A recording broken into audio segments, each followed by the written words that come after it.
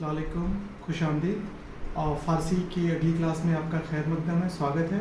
आज हम फ़ारसी की क्लास में, और जैसे पिछले दिनों में हम टेंस पढ़े थे और सिंपल सेंटेंसेस पढ़े थे जिसको जुमले सादा बोलते हैं, और टेंस का मैंने जिक्र किया था। आज हम टेंस पढ़ेंगे और आगे बताएंगे कि फ़ारसी में टेंस कैसे पढ़ेंगे। उम्मीद है कि बुरा भला चैनल पे आपको फ़ारसी की ये क्लास बहुत पसंद आ रही है। आपसे दरख्वास्त भी है, रिक्वेस्ट भी है कि आप अगर बुरा भला चैनल को सब्सक्राइब नहीं किए हैं तो जल्दी से सब्सक्राइब कीजिए, और डिस्क्रिप्शन में प्लीज़ आप अपना कमेंट ज़रूर लिखें ताकि जो भी परेशानी हो उसको हम लोग दिखा सकें। आइए आगे की तरफ हम चलते हैं।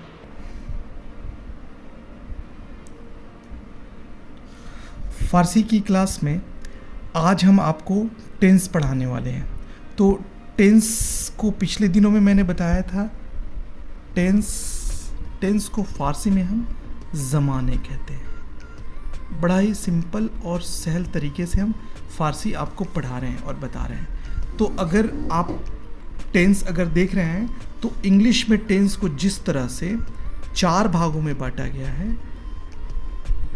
प्रेजेंट इंडेफिनिट, प्रेजेंट इंडेफिनिट, या इसको सिंपल प्रेजेंट भी कहते हैं, इसको सिंपल प्रेजेंट भी कहते हैं। उसी तरह से ठीक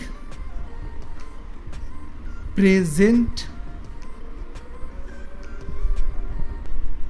प्रेजेंट कंटिन्यूअस दूसरा होता है, प्रेजेंट कंटिन्यूअस। इस प्रेजेंट कंटिन्यूअस को हम इम्परफेक्ट भी बोलते हैं इंग्लिश में, इम्परफेक्ट, और या तो प्रोग्रेसिव भी बोलते हैं इंग्लिश में। ये बड़ा ही आसान तरीके से मैं आपको फ़ारसी इंग्लिश के साथ साथ पढ़ा रहा हूँ ताकि आप इजीली चीज़ों को समझ पाएँ। तीसरा है प्रेजेंट परफेक्ट, प्रेजेंट परफेक्ट। चौथा है प्रेजेंट परफेक्ट कॉन्टिन्यूअस।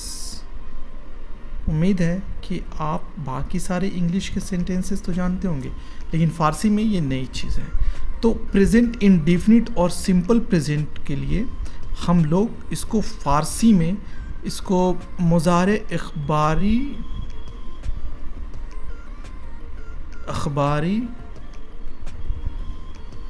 इख़बारी या हाल भी बोलते हैं।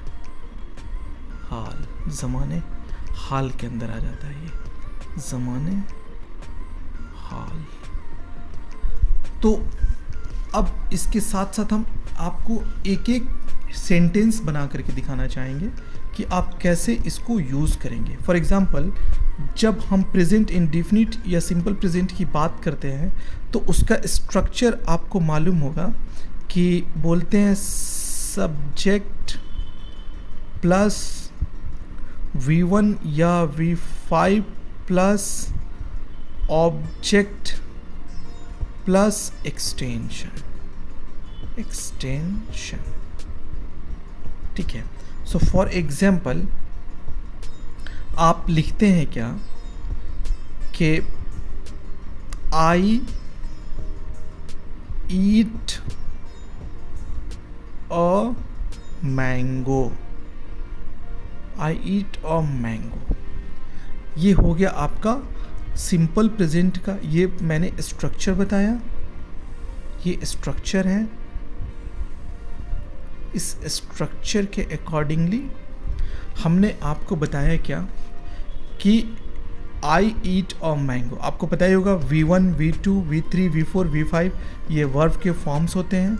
आइए आपको एक बार फिर से रिवाइज कर देते हैं कि V1, V2, V3, V4, V5 English में आप सब जानते होंगे, बस ये मैं आपको एक रिवीजन के तौर पे बता रहा हूँ। तो V1 होता है वर्ब का मेन फॉर्म होता है ईट, उसका V2 एट, V3 इटन, और V4 आपको पता है ING जुड़ जाता है, मेन वर्ड में ईटिंग हो जाता है, और V5 एस या ईएस जुड़ता है, जो मेन वर्ब में होता है वो एस या ईएस जुड़ता है।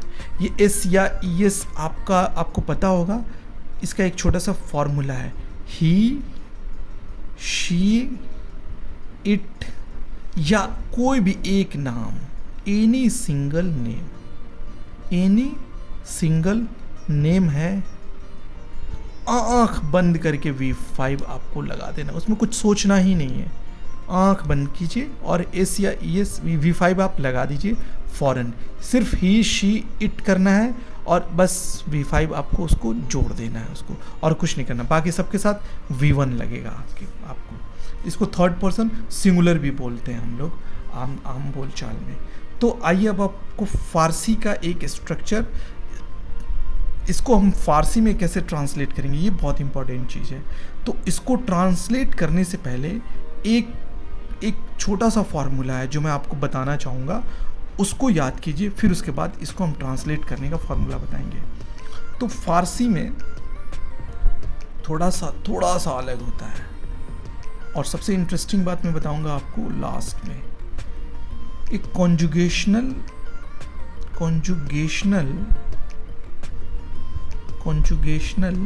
एंडिंग्स होता है, एंडिंग्स बोलते हैं इसको। हाँ, इसको टर्मिनोलॉजी के नाम से भी जानते हैं। तो प्रोनाउंस होते हैं, प्रोनाउंस को हम लोग ज़मीर-हा बोलते हैं, ज़मीर-हा, ठीक है, ज़मीर-हा। ये मैं इंग्लिश में भी लिख देता हूँ ताकि आपको समझ में आए।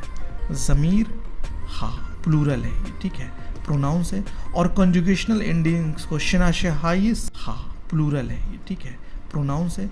और कंजुगेशनल एंडिंग्स को शनाशहाइस सर्फी बोलते हैं, शना से हाइये सर्फी। बहुत ही सिंपल है, बहुत सिंपल है। अब देखिए, किसी भी ये बैकबोन है किसी भी फारसी को इंग्लिश से पर्शियन ट्रांसलेट करने के लिए। अक्सर लोग इसी में गलती करते हैं। तो आपको बस याद रखना है, मन मीन्स आई होता है, और तू मीन्स यू होता है, छोटे के लिए इस्तेमाल करते हैं। शुमा मीन्स भी यू होता है, लेकिन ये बड़े के लिए इस्तेमाल करते हैं। ऊ मीन्स ही, शी, इट के लिए अमूमन इस्तेमाल करते हैं। ये हो गया 1 2 3 4, और उसके बाद से है माँ। यहीं पे आपको आगे की ओर लिख करके दिखा देते हैं। माँ मीन्स वी होता है, और एक होता है आखिर में आन्हा मीन्स दे होता है। ये आपको याद करना है, ठीक है, ये आपको रट करके पी जाना है, जिससे आपको बहुत ही इजी वे में आप समझ पाएंगे कॉन्जुगेशनल एंडिंग से। ये 6 चीज़ आपको बहुत याद रखना है। कॉन्जुगेशनल एंडिंग्स। हाँ। अब देखिए, अगर ये मन है तो मन के साथ मीम लगता है। ये कब लगेगा मैं अभी आपको फौरन करके दिखाऊंगा। तू है तो तू के साथ ये लगता है। ये कहाँ लगता है? वर्ब के फॉर्म में लगता है। इन्फिनिटिव और इम्पेरेटिव जो मैंने आपको बताया था उसमें लगता है। शुमा है, शुमा के साथ ये और दाल लगता है। ये वर्ब के साथ वर्ब के फॉर्म में जुटेगा। ऊ है, ऊ के साथ सिर्फ दाल लगता है। माँ है, माँ के साथ ये और मीम जुटता है। आन्हा है, आन्हा के साथ नून और दाल जुटता है। ये 6 चीज़ बहुत इम्पॉर्टेंट है और इसको याद करना है आपको।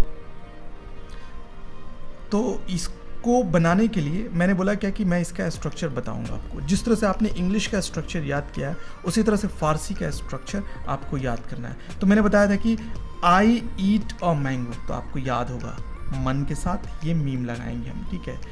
सो उसका फारसी होगा मन, आई के साथ मन। यक, यक के लिए यक होता है, जो मैंने काउंटिंग पढ़ाया था पिछले क्लास में, जाके ज़रूर देखिए।